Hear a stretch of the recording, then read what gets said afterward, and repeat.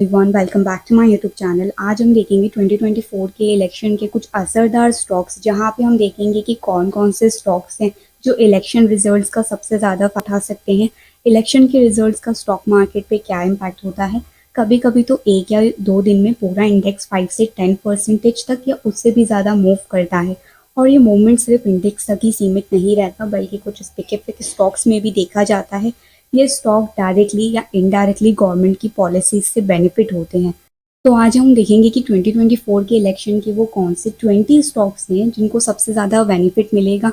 लेकिन पहले एक छोटी सी डिस्क्लेमर, ये जो इन्फॉर्मेशन मैं शेयर करती हूँ वो सिर्फ मेरा पर्सनल व्यू होता है, कोई फाइनेंशियल टिप या इन्वेस्टमेंट एडवाइस बिल्कुल नहीं है। और मैं सेबी रजिस्टर्ड इन्वेस्टमेंट एडवाइज़र नहीं हूँ, इसलिए किसी भी डिसीजन से पहले अपने फाइनेंशियल एडवाइज़र से ज़रूर कंसल्ट करें।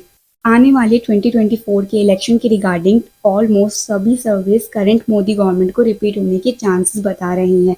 और मोदी गवर्नमेंट का फोकस वाले सेक्टर्स देखें तो डिफेंस, भारत के डिफेंस एक्सपोर्ट को नया रिकॉर्ड बनाते देंगे। आने वाले 5 साल भारत के इंफ्रास्ट्रक्चर को एक नई ऊंचाई देने, भारतीय रेल के कायाकल्प के होंगे। बुलेट ट्रेन से लेकर वंदे भारत ट्रेन के विस्तार, इस सेक्टर की एक नई उड़ान देखेंगे, गगनयान की सफलता देखेंगे, सेमीकंडक्टर मिशन, हाइड्रोजन मिशन को जमीन पर, electric vehicles, solar, green hydrogen, infrastructure और मैन्युफैक्चरिंग सेक्टर पे इस गवर्नमेंट का सबसे ज़्यादा फोकस है।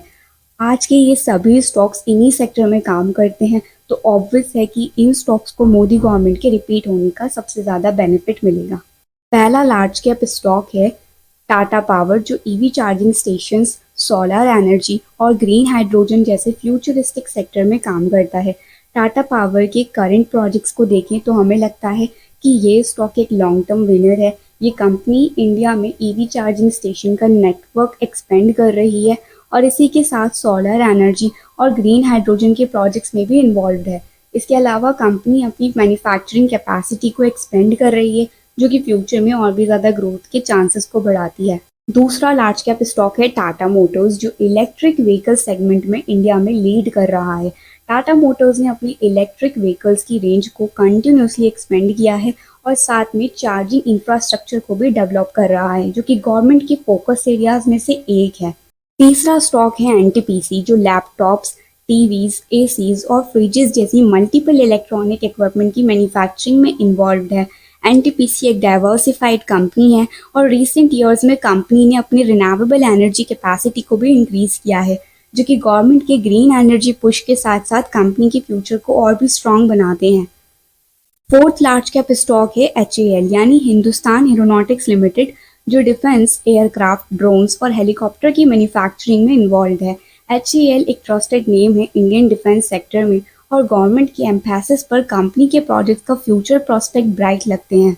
अगर आप इलेक्शन रिजल्ट से बेनिफिट पाने वाले स्मॉल कैप स्टॉक्स के बारे में देखना चाहते हैं तो ऊपर आई बटन पर क्लिक करें और ये वाला वीडियो देखें, और इसका लिंक मैं डिस्क्रिप्शन में भी दे दूंगी। आज की इस वीडियो में हमने देखी 2024 के इलेक्शन के कुछ इफेक्टिव स्टॉक्स।